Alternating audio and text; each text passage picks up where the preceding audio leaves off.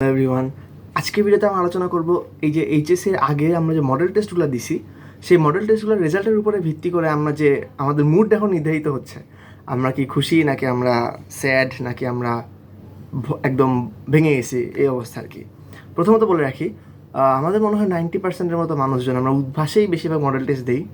So উদ্ভাসের model টেস্টে যে আমরা যদি কিছু না পারি এবং যদি আমরা দেখি যে এখানে আমাদের মার্কস অনেক কম, ডোন্ট বি স্যাড। উদ্ভাসের কোয়েশ্চেনগুলো স্ট্যান্ডার্ডের থেকে একটু হার্ড হয়, একটু না বেশখানি হার্ড হয়। সো এটাতে না পেরে ভাববা যে বোর্ডে কিছু পারবো না, এমন না। আমি এটা দেখছি হচ্ছে উদ্ভাসে আমি কিছু এক্সাম দিয়েছিলাম, ম্যাথ এক্সাম। কিছু না, আসলে আমি তো উদ্ভাসে ভর্তি আছি ক্লাস 8 থেকেই, সবসময় আমি ক্লাস করি, সবসময় এক্সাম দিই। অনেক ভালো একটা প্রতিষ্ঠান, আলহামদুলিল্লাহ, ভালো পড়ায়, অনেক ডিপে গিয়ে পড়ায়। কিছু কিছু ক্ষেত্রে অলসের জন্য একটু হার্ড, মানে আমার জন্য মাঝে মাঝে এটা হার্ড ছিল। যাই হোক, এক্সাম দেওয়ার ক্ষেত্রে আমি তো 8 থেকে এক্সাম দিই, মডেল টেস্ট 8-এ দিছি, জিএসের আগে দিছি, এসএসসির আগে দিছি, এইচএসের আগে দিছি। সবসময় যে জিনিসটা খেয়াল করছি, বোর্ড স্ট্যান্ডার্ড যে বলে ঠিক বোর্ড স্ট্যান্ডার্ড হয় না, বোর্ড স্ট্যান্ডার্ড থেকে একটু হার্ড হয়। তুমি এক্সাম দিতে গিয়ে ভাববা, ভাই রে ভাই, আমি কি বুয়েটের রিটেন এক্সাম দিতে আসলাম, ওই রকম একটা ফিল আসবে। তোমার বুয়েটের রিটেন এক্সামের মতো কাছাকাছি প্রশ্ন, হয়তো ডিরেক্ট একদম অ্যাডমিশন স্ট্যান্ডার্ড না, বাট একদম বোর্ড স্ট্যান্ডার্ডও না, একটু হার্ড, বেশ খানিক হার্ড। সো এটা যদি তুমি না পারো, কনফিডেন্সটা নিচে নামায় লাভ নেই। উদ্ভাসের এক্সাম না পারা মানে কিন্তু কনফিডেন্স ডাউন হওয়ার কোনো কথাই নাই, কোনো প্রশ্নই ওঠে না। তোমার কনফিডেন্স বাড়ানো দরকার, তুমি বোর্ড কোয়েশ্চেন সলভ করো। তুমি যেহেতু এক্সামটা দিবা বোর্ড কোয়েশ্চেনে, বোর্ড স্ট্যান্ডার্ড কোয়েশ্চেন হবে, এইচএসসি 24-এও তো বোর্ডের স্ট্যান্ডার্ডে বোর্ডই কোয়েশ্চেন করবে। তোমার যদি একান্তই উদ্ভাসের মতো কোয়েশ্চেন কিছু আসে, একটা, বেশি হলে দুইটা, এর বেশি তো আসবে না, সম্ভবই না, একটাই আসবে।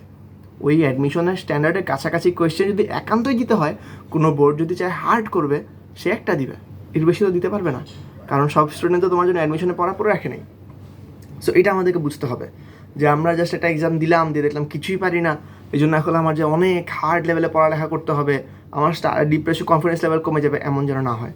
সো বিভিন্ন যে কোচিং সেন্টার্সগুলো আছে, উদ্ভাস কিংবা এসিএস কিংবা বন্দি পাঠশালা কিংবা বিভিন্ন রকমের আরও, যেখানে আমরা মডেল টেস্ট দিছি, বেশিরভাগ ক্ষেত্রে কোয়েশ্চেনগুলো দেখা গেছে স্ট্যান্ডার্ড থেকে একটু হার্ড হয়। এই হার্ড কোয়েশ্চেনগুলো না পেরে আমরা যেন মন খারাপ না করি।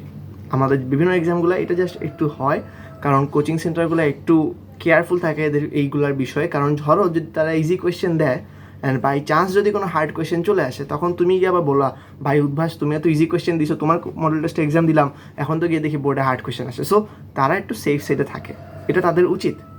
তোমাকে বুঝতে হবে যে আমি উদ্ভাসের কোয়েশ্চেন পারলাম না যে আমার সব চলে গেল, এমন না। বোর্ড কোয়েশ্চেন দিয়ে নিজেকে টেস্ট করো, বোর্ড কোয়েশ্চেনগুলো খুলো, সলভ করো, অ্যান্সার মিলাও, দেখো তো হয়েছে কিনা, দেখবা হয়েছে। যদি তুমি আসলেই পারো, তোমার হবে। উদ্ভাসে না পারলে আমি বোর্ড পারবো না, এমন কোনো কথা এখানে নাই। এখন আমার করণীয়টা কি?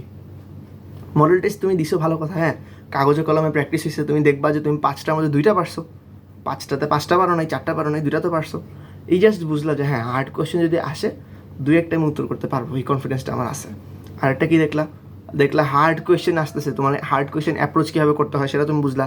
দ্বিতীয়ত হচ্ছে, এই যে এক্সাম হলে হঠাৎ যদি অচেনা কোয়েশ্চেন চলে আসে, কীভাবে করে তুমি এটার সাথে কোপ আপ করবা, এনভায়রনমেন্টের সাথে কীভাবে তুমি কোপ আপ করবা, তোমার প্রেশার কীভাবে হ্যান্ডেল করবা, বা মাইন্ডকে কী বোঝাবা যে আচ্ছা আমি কোয়েশ্চেনটা পারি না, সমস্যা নেই, আমি আগাবো কীভাবে।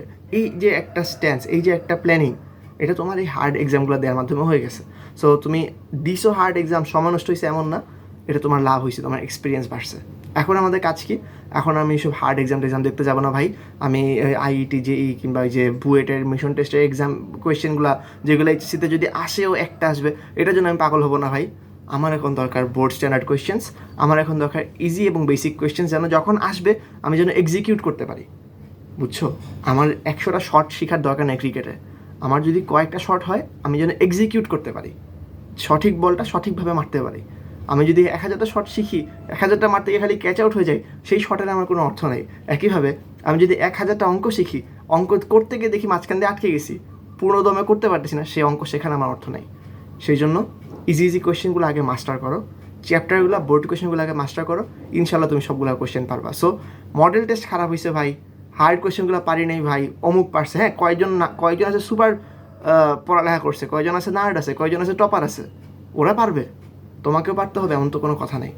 অ্যাডমিশনের আগে এগুলো পড়ে নিও, সমস্যা নেই, ইনশাল্লাহ অনেক টাইম থাকবে।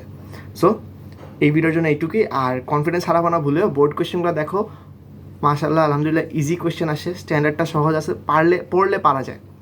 আর এভাবে প্র্যাকটিস করে ইনশাল্লাহ হয়ে যাবে। আর যদি কোনো কোয়েশ্চেন থাকে অবশ্যই কমেন্টে জানাবা, আর কোনো ভিডিও যদি সাজেশন থাকে সেটাও কমেন্টে জানাবা, ইনশাল্লাহ আমি পরবর্তীতে ভিডিওগুলো দেওয়ার চেষ্টা করবো। That's all for today, bye bye.